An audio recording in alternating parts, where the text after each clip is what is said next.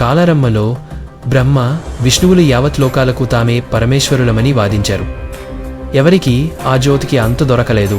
కానీ బ్రహ్మ అహంకారంతో నేను పైకి వెళ్ళి చూశాను అని అబద్ధం చెప్పాడు. ఆ అబద్ధాన్ని చూసిన శివుడు కోపంతో తన 3వ నేత్రాన్ని తెరిచాడు. అగ్నివటి జటలు, ఎర్ర కళ్ళు, శరీరమంతా శక్తి, చేతిలో త్రిశూల ఖడ్గం, పాశం, కపాలపాత్రం. ఆ అగ్ని జ్వాలల నుంచి పుట్టాడు కాల భైరవుడు. అతని రూపం చూసి లోకాలు కంపించాయి. భైరవుడు ఒక క్షణంలోనే బ్రహ్ముని 5వ తలను వేరు చేశాడు.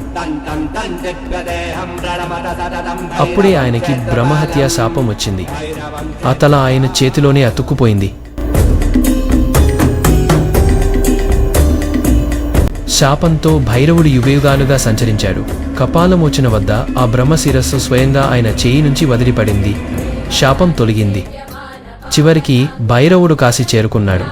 ఆ రోజు నుంచి భైరవుడు కాశీ క్షేత్రపాలకుడు, అక్కడి నిత్య రక్షకుడు అయ్యాడు. ఇప్పటికీ కాశీ వీధిలో కాలభైరవుడు సంచరిస్తూనే ఉన్నాడని ప్రజలు నమ్ముతారు. ఇలాంటి అద్భుత కథలు మరిన్ని వినాలని ఉంటే ఒక సబ్స్క్రైబ్ మీ ఆశీర్వాదం లాంటిదే.